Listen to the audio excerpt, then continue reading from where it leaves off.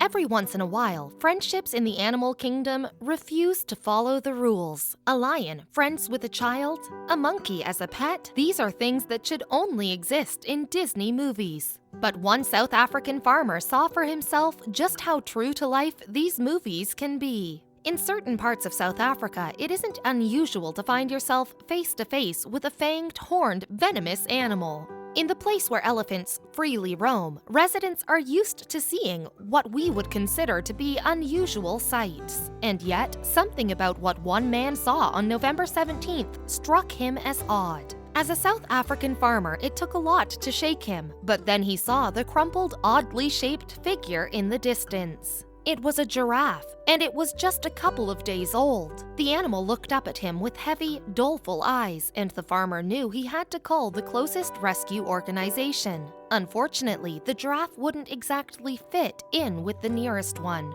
The closest organization was called the Rhino Orphanage, located in Limpopo. Their specialty obviously wasn't in giraffes, especially in young, barely clinging to life giraffes. But then they heard the farmer's story and immediately headed over.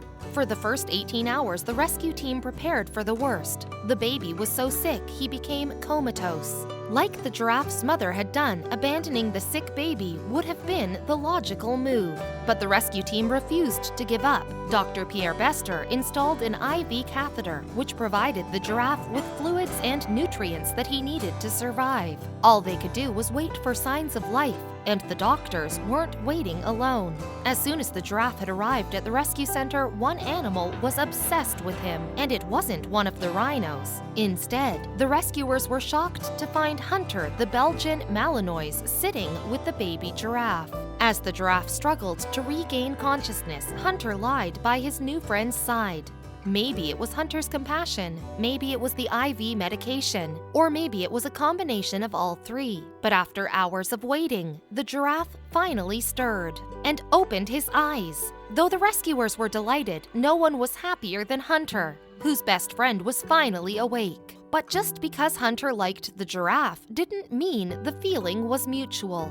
But as soon as the giraffe locked eyes with the pup, they were inseparable. Just when we thought it couldn't get any cuter, sweeter, and more heartwarming, this happened, said the Rhino Orphanage of a tender moment they caught on video. In the video, the two friends were seen side by side, cleaning each other and snuggling. For a newborn animal who days before had been on the brink of death, the giraffe was certainly looking lively, and he needed a name that reflected his curious, vibrant personality. So the rescue organization named him Jazz. From then on, Jazz and Hunter were never without each other. As with anyone recovering from a serious illness, though, life wasn't always snuggles and hugs for Jazz.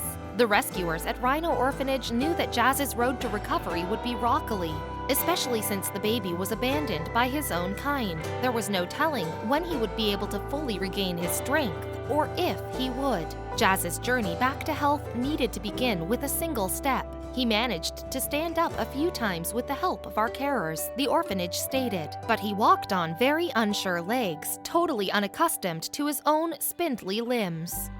Baby giraffes are notorious for being labor-intensive, the Rhino Orphanage wrote on Facebook. Even with Hunter to keep Jazz company, the rescuers had their work cut out for them, especially given one of Jazz's unique characteristics. Well, it was unique to the rescuers, that is. Jazz's imposing height was proving to be a challenge, since they were used to dealing with rhinos, but they knew Jazz was worth the extra effort and gave him days of intensive care.